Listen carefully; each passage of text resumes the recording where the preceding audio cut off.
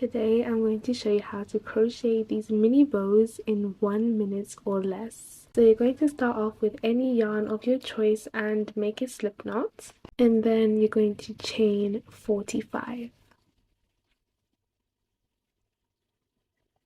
After you've chained 45, you're going to single crochet all the way along your chain, but do not single crochet in the last chain.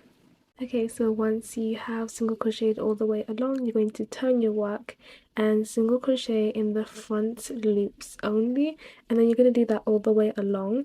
Now we're going to turn our work and then single crochet into the back loops only all the way along. So now we're going to assemble the bow, and I'm going to try and explain it the best that I can.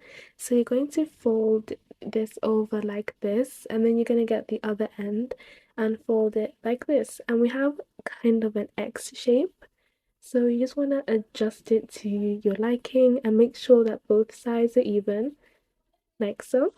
Now we're going to get some yarn and place it in the middle of our bow. We're just going to hold it so we can keep the shape in place, and then we're going to grab our yarn and then firmly wrap it around the middle section, and you want to do this a couple times until it's really tight.